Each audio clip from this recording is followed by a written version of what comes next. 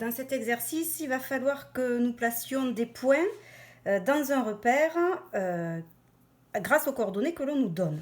Donc le repère, il s'appelle ABDE. Donc A est l'origine du repère. B étant le deuxième point, ça veut dire que c'est l'unité de l'axe des abscisses. Donc ça, c'est l'axe des abscisses.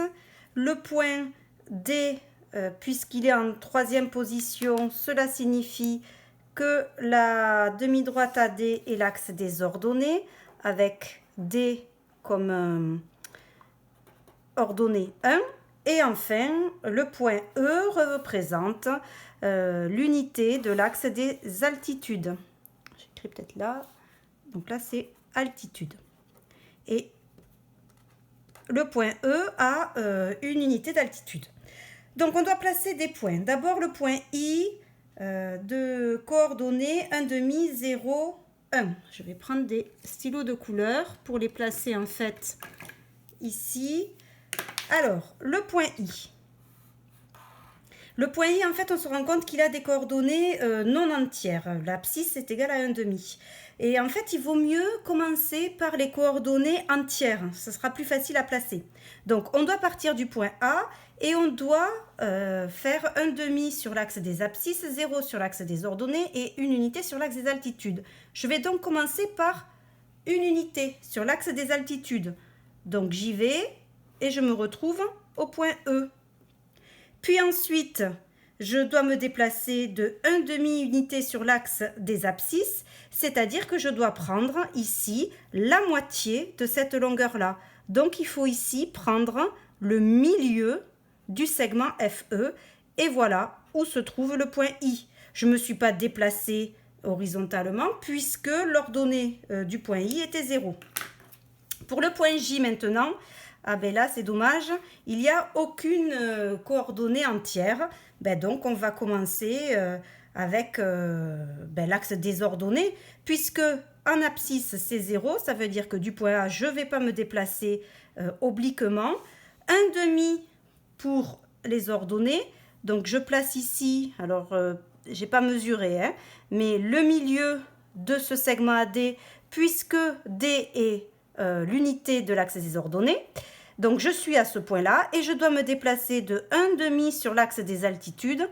Je dois donc prendre la moitié de cette longueur et je me retrouve donc ici pour le point J. Pour le point K, eh bien là, je vais pouvoir prendre l'abscisse d'abord, puisque c'est une abscisse entière. Je pars du point A, j'arrive donc au point B, puisque j'ai 1 en abscisse, puis 1,5 en ordonnée.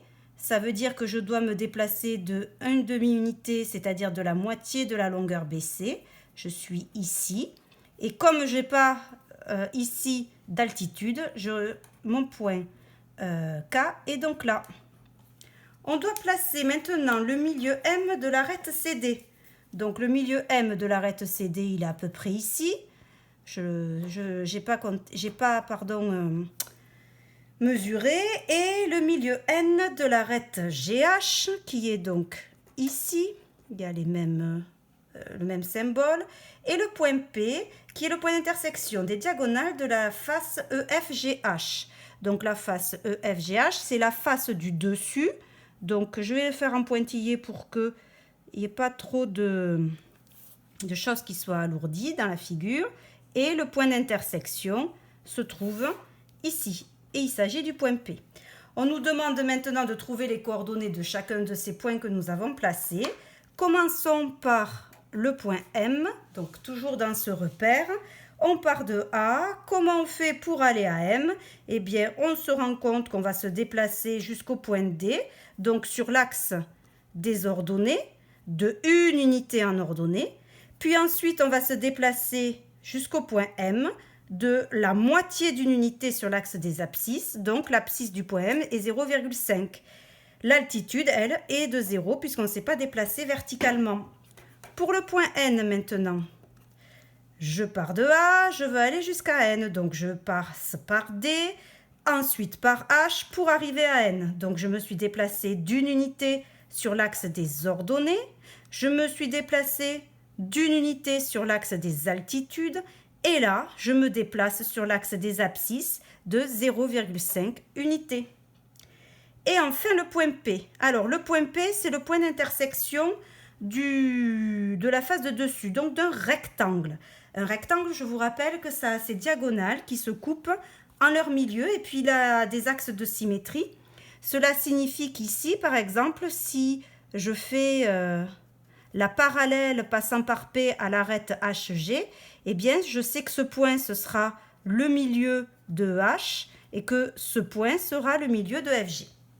Alors, comment va-t-on faire pour aller du point A jusqu'au point P?